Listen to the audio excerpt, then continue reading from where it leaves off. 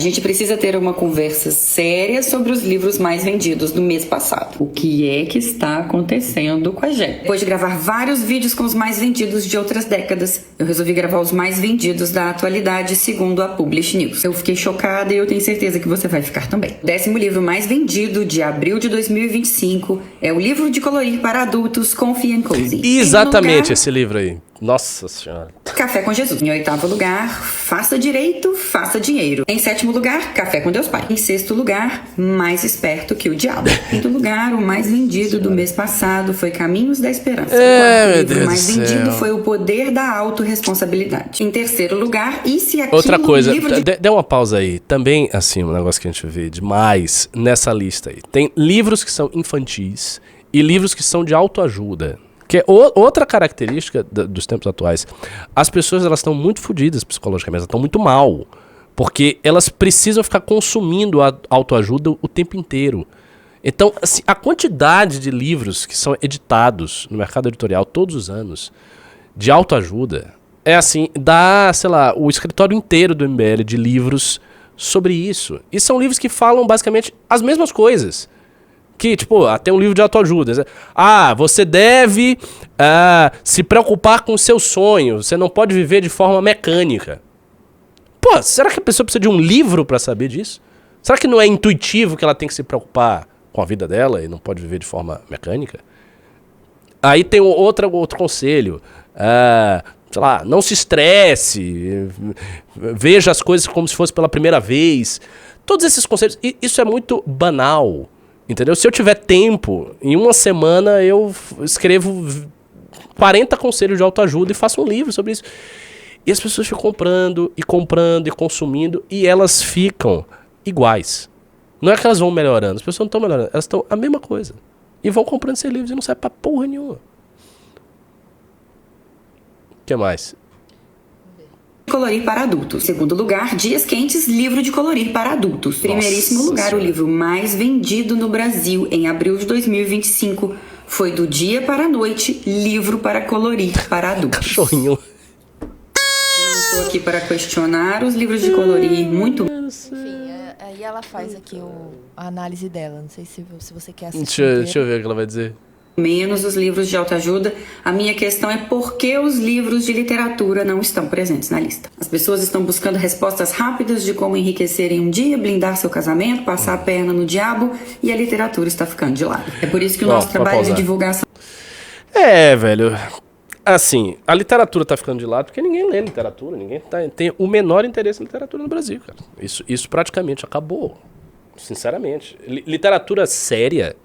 Você pegar a literatura popular de ficção fantasia, ainda se lê um pouco. O Harry Potter da vida, uma coisa assim. Ainda vai. Uma literatura pesada, não existe. Ninguém lê Borges. Ninguém nem sabe quem é Borges. Ninguém lê Tolstói. Ninguém lê essas coisas. Não lê. Assim, a saída da literatura, a quantidade de livros que se publicam de literatura é muito pequena. Muito pequena. Um livro de poesia, pra você ter noção, um livro de poesia bem sucedido no Brasil inteiro vende 600 cópias. Se muito. No Brasil todo. Livro de autor premiado. Livro de autor importante. E é isso. É disso pra baixo. De filosofia, então, esquece. Não vende nada. Nada. Tipo, se você vender num livro de filosofia, sei lá, 150 cópias, é muita coisa. 200 cópias, meu Deus. 300 cópias é o cara mais popular do mundo. Não se vende nada. O fato do MBL estar criando uma editora, novamente a gente está remando contra a corrente. A gente rema contra a corrente ao fazer isto aqui, que é uma revista impressa de cultura. Absolutamente ninguém lê revista impressa de cultura, fora um círculo muito restrito de pessoas da esquerda que leem Piauí 451. Então, a gente está fazendo isso aqui é uma coisa contra a corrente, é contrária à corrente. E, assim, isso é uma raridade, cara. Isto aqui é uma raridade. Mesma coisa, livro. As pessoas não leem, absolutamente. Eu lembro de ter ficado muito espantado, quando eu fui na Argentina, e eu fui lá para a Argentina e passei um tempo em Buenos Aires, passei mais de uma semana em Buenos Aires. E eu via que, às vezes, num quarteirão só, tinha 3 livrarias abertas. 3 livrarias grandes abertas, e não eram livrarias de coisas genéricas, eram livrarias mesmo. Tinha um, inclusive, que era assim, tinha um quarteirão, era uma livraria esotérica, uma livraria de artes e uma livraria de várias coisas. As 3 estavam abertas, as 3 estavam cheias, tinha gente entrando, saindo, pegando livro, comprando. Que eu entrei na esotérica, fui, era imensa, tinha um monte de coisa que a gente não acha aqui no Brasil, absolutamente. Muita coisa traduzida aí, muita coisa islâmica traduzida, sufi e tal. E aí eu fui olhar lá a livraria e tinha uma galera entrando, tinha uma galera saindo, tinha uma galera pegando os livros. Então você sente em Buenos Aires que há uma vida cultural, que as coisas estão acontecendo, que tem círculos de pessoas cultas conversando e trocando, sabe, ideias, impressões sobre as coisas que leem. No Brasil isto não existe. Por que você acha, professor? Vários motivos. As razões disso aí... A primeira razão é a nossa educação ser um fracasso absoluto. A educação brasileira não é que ela é ruim, ela já ultrapassou o nível que você pode qualificar de ruim. Ela não existe. A educação brasileira é uma farsa. É uma farsa, entendeu? A educação pública é farsa mesmo, total. A educação privada é um pouco melhor, mas é uma educação toda voltada para fazer o Enem. Antigamente, na minha época, para fazer o vestibular. Então, assim, você tem basicamente os últimos anos da educação de qualquer escola privada, qualquer colégio privado. E do interesse de todo o alunado, de todos os pais e tudo mais, é passar numa prova. Então você tem uma prova e você tem que passar naquela prova, você decora uma série de coisas, você vai ali, você passa a prova, depois você esquece, você vai seguir na sua profissão para ver se você ganha algum dinheiro. Então, há muito pouco de formação humanística nisso aí. Há muito, muito pouco. Então você tem uma educação de base que é uma farsa. A segunda razão é que a cultura, a dita cultura literária no Brasil morreu. Isso é uma coisa que eu já falei várias vezes em news. Vamos lá, vou citar nomes que vocês todos conhecem, você conhece. Carlos Drummond de Andrade, né? Conhece? Cecília Meirelles, Graciliano Ramos, Jorge Amado, Guimarães Rosa... Aí tem outros mais obscuros, Juscelino Greenwald, não sei se vocês vão conhecer, Antônio Calado, mas tem João Cabral de Melo Neto, que escreveu Morte e Vida Severina, Paulo Leminski, enfim, dá para citar vários aqui.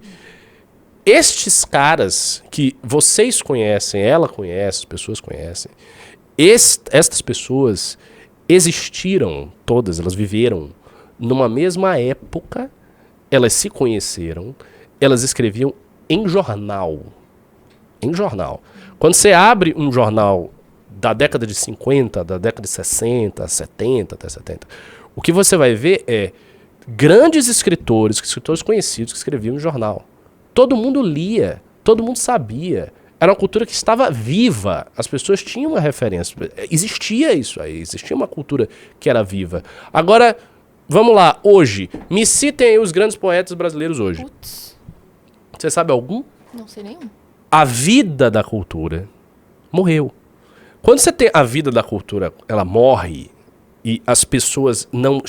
Para elas não chega nada, isso provoca o seguinte efeito.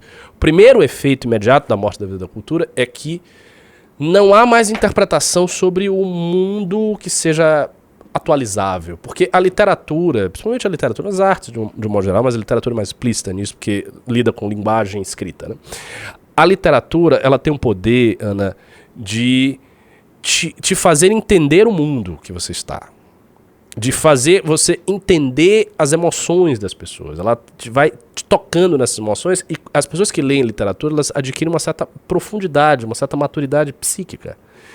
Só que para isso existir e você não ser um antiquário, você tem que ler também literatura contemporânea. Você pode ler os clássicos antigos e tudo mais, mas você tem que ler o que está sendo feito agora também. Por quê? Porque o mundo é agora. Um autor que escreveu no início do século XX, ele está lidando com as questões sociais, econômicas, políticas, psíquicas daquela época. Então é preciso que isso seja sempre atualizado. A experiência humana, embora ela seja estruturalmente idêntica, porque o ser humano é idêntico desde sempre, ela também muda. Ela é idêntica estruturalmente, mas ela vai mudando de acordo com os estímulos do ambiente. O ambiente muda. Novas questões aparecem, né? Novas tecnologias surgem e alteram a vida das pessoas. A família de hoje não é igual à família de 50 anos atrás, que não é igual à família de um século atrás. Então tudo isso faz com que as coisas mudem. Mas você não vê a literatura viva no Brasil. Então, como você não vê a literatura viva no Brasil, as pessoas não conseguem acessar essa dimensão. Elas não acessam essa dimensão. Então, essa é a segunda questão. Então, a primeira é a educação, que é uma farsa completa. A segunda é a morte da cultura. Quando vem essas duas questões, aí vem uma terceira. Que é, essa terceira é derivada destas duas e derivada da economia quebrada do Brasil e todos os problemas econômicos que a gente tem. Livro no Brasil se tornou impagável. Ele está cada vez mais caro. Então você vai comprar um livro, às vezes um livro basicamente simples, você vai gastar R$120. Isso, minha gente, um cara que ganha um salário mínimo é 1/10 do salário dele. Esse cara não vai comprar este livro, obviamente. Ele não tem dinheiro para comprar isso. Ele tem que pagar a conta de luz. Ele não vai comprar um livro. Então começa a ficar muito caro. E aí vem uma quarta questão. Além de estar muito caro e, portanto, você ter uma desvantagem econômica, também a quarta questão é: não há nenhuma vantagem social para quem lê. Porque qual é a distinção aqui? Antigamente, há muitas décadas atrás, no Brasil e no mundo inteiro, a leitura fornecia algumas habilidades que eram prezadas socialmente. Então, se você lê um livro sobre a história do modernismo paulista, né, como o São Paulo se constituiu, Semana de Arte Moderna, blá blá blá. As meninas, todas as meninas que eram da sua idade e tal, elas sabiam francês, elas tocavam piano, elas tinham mais ou menos uma noção da literatura romântica do século XIX, meninas que tinham grana, obviamente, estou falando povão, mas as elites eram distintas do povo, tal, também por uma distinção cultural. O Pierre Bourdieu, que é um grande sociólogo francês, ele fala disso no livro dele, A Distinção. A cultura erudita, clássica, canônica, servia para você cortar, digamos, a sociedade em camadas e para você fazer com que a elite tivesse os seus emblemas de autopertencimento. A elite tinha os seus emblemas de autopertencimento, não apenas na grana, mas também na cultura. Hoje não. A elite tem todos os seus emblemas de autopertencimento não na cultura e só na grana. Então não é que a elite desapareceu, a elite continua aí. A galera que tem grana, continua tendo grana, meu irmão. Tem muito milionário. Só que estes milionários, e eu não tô nem falando da galera que vem da favela e que se torna rica, tipo jogador de futebol. Aí beleza, o cara veio da favela e se torna rico. É difícil ele adquirir cultura depois. Tô falando uma galera de classe média alta e de classe alta mesmo, de berço e tal. Esta galera não tem mais a cultura como símbolo de nada, não é emblema de nada. Ou o cara, o playboy e tal, que vem de família rica, que vem de família que mora na Faria Lima, que o pai é investidor, que tem fundo de investimento e tal. Esse cara quer saber de carrão e de sair por aí pegando todo mundo e tomar cachaça e ir pra descer pra BC e se divertir. E é só e acabou. Não é que a elite antes não fazia isso, era ascética. Obviamente ela fazia. Mas o que eu digo é que o emblema da cultura não existe mais. Então não há nada que distinga, que separe muito uma mina de 25 anos que faz medicina numa faculdade cuja mensalidade é R$20 mil de uma guria que ganha R$2 mil sendo caixa de supermercado. O que distingue uma mina, que é essa que eu descrevi de elite, de uma mina pobre é basicamente o seguinte: a mina de elite tem acesso a uma educação melhor, mas essa educação não inclui formação humanística. Ela inclui aprendizado de habilidades práticas para passar em certos exames e para entrar em certas faculdades concorridas e daí fazer dinheiro, fazer money. Tá isso que ela tem. Ela mora em um lugar que a outra mina não mora. Ela tem produtos de beleza que ela usa, skincare, que a outra mina não tem, né? Ela tem dieta, portanto, em geral, ela é mais gata, ela é muito mais gata, ela é muito mais bonita do que a outra menina que é caixa do supermercado, não tem a mesma vida. Mas o emblema da cultura, a distinção da cultura não existe mais, porque antes existia. Antes esta mina riquinha aqui era uma mina que aprendia francês, que estava lá tocando piano, que ia ao teatro e tal. Hoje não é mais. Porque isso não é mais relevante socialmente. E a perda da relevância social se dá quando aquela inclusão da cultura, ela não tem mais por que existir ali. Ela não é uma coisa que, sabe, separa ninguém. Então não tem sentido para um determinado círculo de pessoas, um extrato da sociedade, cultivar isso. Não há mais sentido, né? Por exemplo, as pessoas, isso era muito comum, os caras aprendiam poesia porque eles queriam pegar mulher. Isso pra nós hoje é uma coisa ridícula. Ninguém vai aprender poesia pra pegar mulher. Você vai escrever um poema pra mulher, a mulher vai dizer que você é um viado, você é um idiota. Isso não tem... Tipo, pô, o cara tá emocionado aqui, tá me mandando um poema esse maluco. Não tem nada a ver, não faz sentido isso. Mas antes fazia.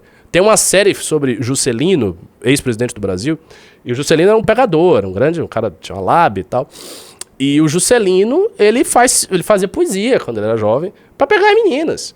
E recitava lá. Então o cara tava lá lendo Castro Alves pra aprender, pra cultivar o ouvido, pra ele escrever um poema pra fazer. E a menina assim, que poema, blá, blá. Hoje isso não faz sentido nenhum. Isso é uma coisa de idiota, é uma coisa de nerd, entendeu? Não tem lógica. Sabe? Não tem encaixe. Então é por isso. Estas são as razões que levam a esse estado que a moça tá descrevendo. Agora você pergunta, como é que resolve? Eu não acho que resolve. Eu acho que é daí pra pior, e estamos todo lascado. Mas e aí, vamos que vamos. aí Não eu perco resolve. todas as esperanças, professor. Ah, mas sobre isso pra perder. Não resolve. Isto é uma coisa que eu vou dizer, é muito... Aí, os caras estão mandando poema pra mulher, ela vai se chamar de esquerdo macho, não sei o que, virgem, blá, blá, blá. O Juscelino fazia isso, pô. O Temer. Mas o Temer é velho. O Temer tem realmente um livro de poemas da mesma coisa. Os velho. Temer, Sarney. Essa galera das antigas era assim porque esses caras tinham formação de outra época. Era a outra mentalidade. Entendeu? E quando eu falo isso, eu tô falando assim, é a inserção da cultura na vida das elites econômicas, que hoje não tem. Hoje, elite econômica e cultura são coisas completamente à parte. Ah, mas significa que não existe cultura nenhuma? Não, também eu não estou chegando a este ponto. Existe alguma cultura, mas esta alguma cultura, ela está aonde? Aonde é que essa cultura está? Basicamente, hoje, ela está confinada a pessoas que estudam profissionalmente a cultura. Então, nos círculos de estudo profissional da cultura, né, no âmbito da filosofia, da galera que estuda muito seriamente o que eu faço, né? Estuda filosofia, blá, blá, você vai achar uma galera que lê. Você vai achar. No âmbito das pessoas que trabalham com literatura, poetas, profissionais, você vai achar círculos culturais. No âmbito de quem que trabalha com artes plásticas e gosta muito de artes plásticas, você vai achar. Então, alguma coisa existe, mas é algo muito mais nichado, está muito mais ali naquele círculo. E ele não consegue reverberar direito para o resto da sociedade. E aí o resultado é esse aí. Este é o resultado que a gente vê. São essas coisas, essas imbecilidades aí.